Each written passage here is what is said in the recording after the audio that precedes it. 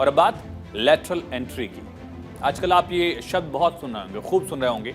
Social media से लेकर अखबारों तक और खबरों तक ये शब्द लगातार चर्चा में है। ये शब्द है लैटरल एंट्री और इस शब्द पर सियासत जोरों पर है। आरोप प्रत्यारोप का दौर शुरू हो चुका है। सियासी वार पलटवार के बारे में भी बताएंगे आपको, लेकिन पहले बताते हैं कि लैटरल एंट्री आखिर है क्या, जिस पर इतना हो हल्ला मचा हुआ है। दरअसल संघ लोक सेवा आयोग यानी यूपीएससी ने 17 अगस्त 2024 को एक विज्ञापन जारी किया, नोटिफिकेशन जारी किया। इसमें लैटरल एंट्री के जरिए भर्ती का जिक्र था।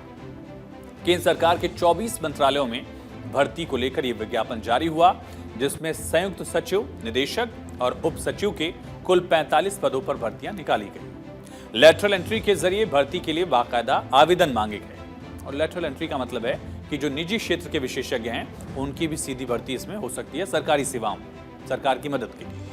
मिनिमम 15 साल के अनुभव रखने वाले व्यक्ति अफसर बन सकते हैं। यह है लैटरल एंट्री का पूरा लेखा जोखा। अब यूपीएससी ने जब आवेदन मांगा तो उस पर विपक्ष आक्रामक हो गया। ये आवेदन की कॉपी भी आप देख रहे हैं। आरक्षण से जोड़कर सरकार पर हमलावर हो गया विपक्ष। दरअसल विज्ञापन की कॉपी जिस पर विपक्ष हमलावर है, विपक्ष के वार पर सरकार की तरफ से भी पलटवार किया गया है। कांग्रेस के नेता और लोकसभा में नेता प्रतिपक्ष राहुल गांधी ने एक्स पर पोस्ट किया। इसमें राहुल गांधी ने क्या लिखा, ये देखिए। राहुल गांधी ने लिखा कि लैटरल एंट्री दलित, ओबीसी और आदिवासियों पर हमला है। बीजेपी संविधान को नष्ट करना और बहुजनों से आरक्षण छीनना चाहती है। ये वही मुद्दा है, वही नैरेटिव है जिसको लेकर राहुल गांधी, कांग्रेस और विपक्ष इसी मुद्दे पर हमलावर था और इस लैटरल एंट्री के इशू को भी ठीक संविधान और आरक्षण वाले मुद्दे से कनेक्ट करने का प्रयास यहां किया गया है। लेकिन राहुल गांधी के आरोपों पर केंद्रीय मंत्री अश्विनी वैष्णव ने सीधा पलटवार किया। अश्विनी वैष्णव ने कहा कि लैटरल एंट्री की अवधारणा सबसे पहले कांग्रेस की अध्यक्षता वाली यूपीए सरकार की तरफ से ही लाई गई थी, यानी कांग्रेस सरकार में ही इसे इंट्रोड्यूस किया गया था। रेल मंत्री अश्विनी वैष्णव ने सोशल मीडिया एक्स पर क्या लिखा, ये भी समझिए। उन्होंने लिखा कि लैटरल एंट्री के मामले में कांग्रेस का पाखंड दिख रहा है। लैटरल एंट्री की अवधारणा को विकसित करने वाला यूपीए सरकार ही थी। दूसरा प्रशासनिक सुधार आयोग एआरसी साल 2005 में मनमोहन सिंह की सरकार के नेतृत्व में ही बनाया गया था। इसकी अध्यक्षता कांग्रेस के नेता वीरप्पा मोइली ने की थी।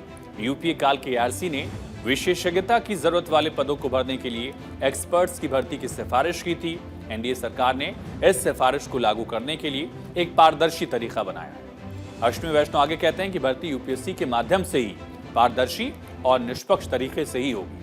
इस सुधार से शासन में सुधार होगा, ये दावा केंद्रीय मंत्री अश्विनी वैष्णव का। तो वार पलटवार का सिलसिला, राहुल गांधी ने इससे संविधान, आरक्षण से जोड़ा और केंद्रीय मंत्री ने उनको याद दिलाया कि इसकी शुरुआत कब हुई थी। अब सवाल यह है कि जब यूपीए सरकार में ही लैटरल एंट्री पर फैसला लिया गया, फिर इसमें आरक्षण की बात क्यों उठाई जा रही है? क्यों करीब 20 साल तक इस पर चुप्पी साधी गई? क्यों ऐसे कई सारे पद हैं जिसके बारे में कहा जाता है कि इनकी भर्ती लैटरल एंट्री के जरिए ही हुई है? कौन कौन से ऐसे पद थे? दरअसल यूपीए शासनकाल में भी ऐसे पद थे। मुख्य आर्थिक सलाहकार की नियुक्ति हुई, आधार की नींव रखने वाले बहुचर्चित नंदन नीलेकणी की नियुक्ति भी इसी आधार पर मानी जाती है। वैसे देखें तो मोदी सरकार में पहली बार लैटरल एंट्री के जरिए नियुक्ति अब नहीं हो रही है, बल्कि इससे पहले भी कई बार हो चुकी है। लेकिन आरक्षण का मुद्दा जो है वो पहली बार विपक्ष की तरफ से आया है।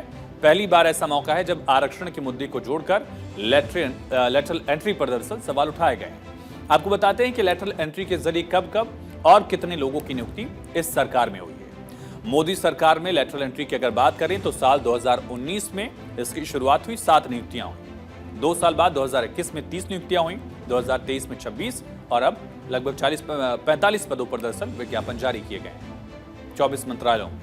और केंद्र सरकार की लैटरल एंट्री की सबसे ज्यादा आलोचना की जा रही है, इसलिए क्योंकि इसके जरिए होने वाली भर्ती में एससी, एसटी और ओबीसी उम्मीदवारों के लिए कोई कोटा यानी आरक्षण नहीं है। और सिर्फ इतना ही नहीं, बल्कि ये भी कहा जा रहा है कि इस व्यवस्था की वजह से वर्तमान में काम करने वाले अधिकारी हतोत्साहित हो सकते हैं, उनका मोराल गिर सकता है। ये भी आलोचना में कहा जा रहा है। इसके बाद पक्ष और विपक्ष का अपना अपना तर्क है, सुनिए।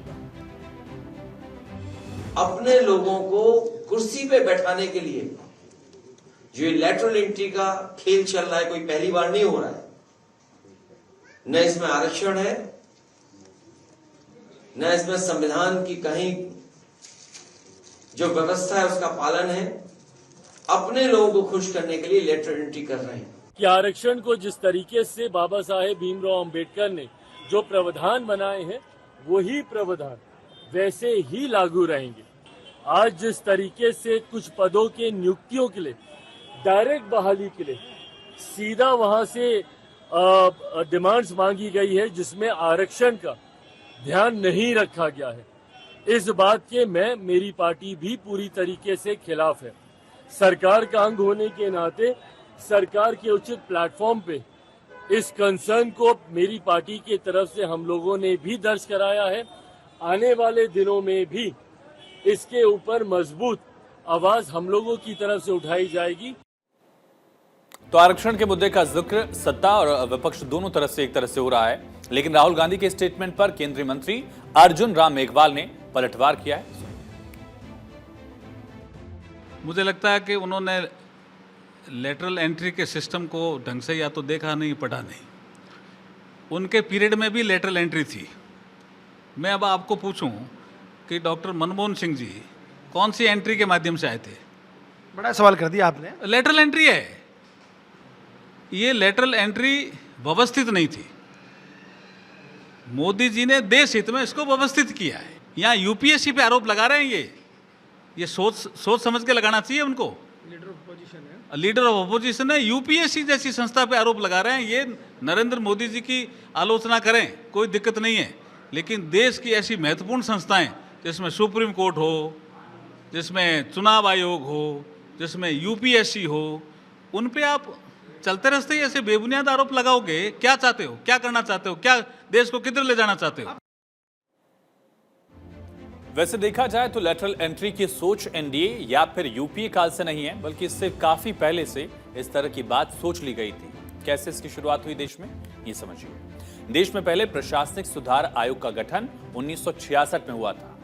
तब मोरारजी देसाई को इसका बाकायदा अध्यक्ष बनाया गया। मोरारजी देसाई ने सिविल सेवाओं में विशेष स्किल की आवश्यकता पर जोर दिया था और तभी से इसकी माना जाता है कि ये जो कॉन्सेप्ट है तभी सोचा गया। हालांकि इसकी शुरुआत यूपीए काल में और फिर एनडीए काल में इसको लेकर नियुक्तियों की शुरुआत भी हुई और एक बार फिर से इसको लेकर विज्ञापन जारी किया गया है। विज्ञापन जारी होने के साथ ही इसको आरक्षण से कनेक्ट कर सियासत भी की जा रही है।